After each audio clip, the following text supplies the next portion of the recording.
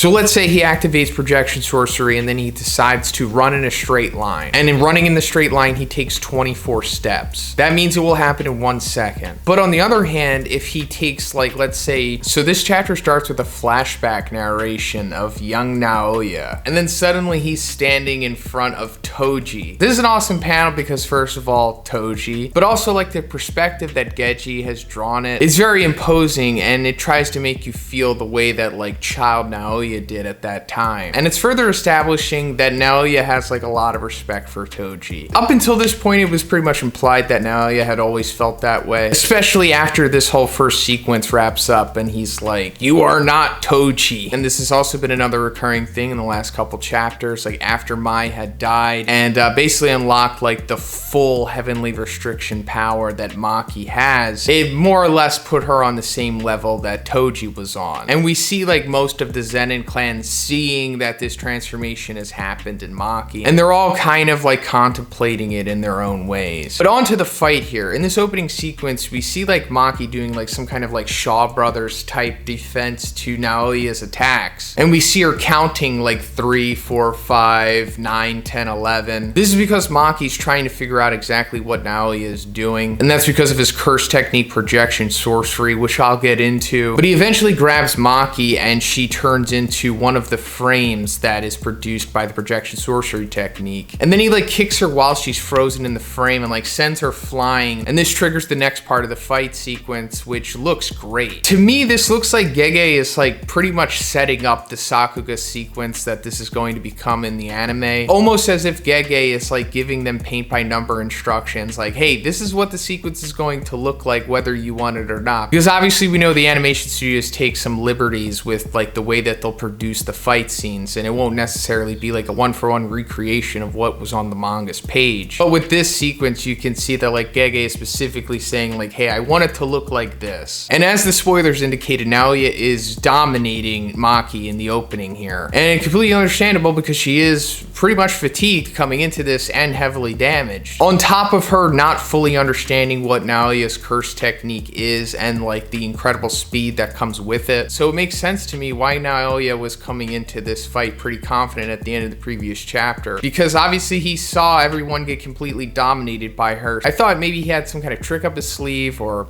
he was going to use Maki's mom, or just some kind of trickery, but no, he was just pretty confident in his own abilities, which is definitely in character for him. And as this fight goes on, we're seeing more and more of Naoya's insecurities, because he's saying like, you are not Toji, it's not you, the one who stands with them, Gojo and Toji. Going back to Naoya having like respect or just looking up to Toji because he was such a Chad. And Gojo, I'm sure to a lesser extent, but he just represents like the highest tier of power in the Jujutsu world. So totally understandable that like a crazy narcissist like him would want to equate himself to them as well. But then we go more into projection sorcery, and it says, it does not allow movement in ways that egregiously ignore the law of physics and trajectories. Furthermore, there is an upper limit to the body's acceleration at the time of activating the curse technique. However, maintaining the curse technique allows speed to continually build. So the first line, I guess, is establishing that like he can't just do anything he wants while activating projection sorcery. And I know it's funny to say that like you can't egregiously ignore the laws of physics and trajectories when we are in a battle manga after all, and they are pretty much doing that in this chapter. But I guess it's just saying that like, you know, there is a limit to what he can physically do despite being like a superhero manga character. And then I guess the second part is that like if he keeps activating projection sorcery like back to back, then he can build on top of the speed that was established by it beforehand. But as projection sorcery as a whole,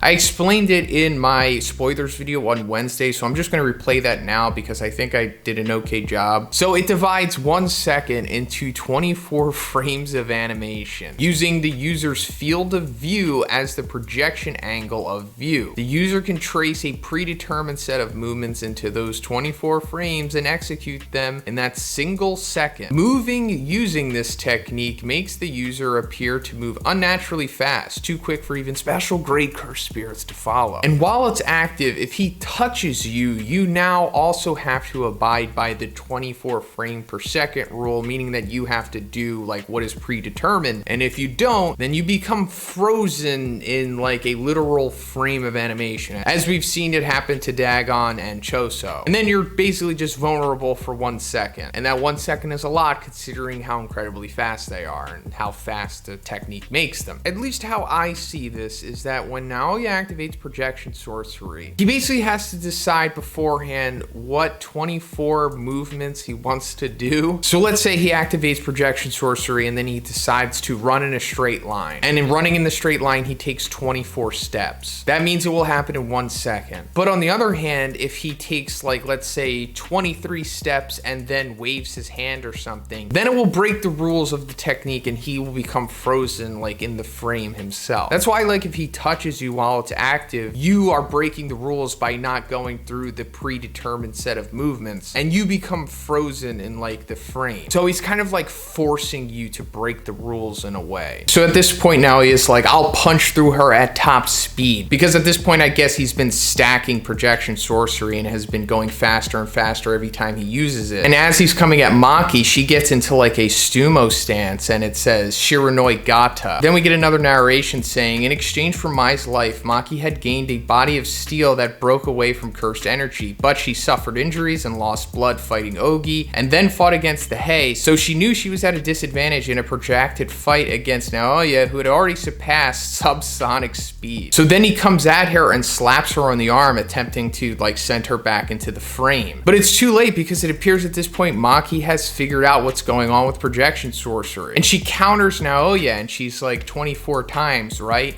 You and Naobito aren't just fast, something felt strange. You make 24 movements per second.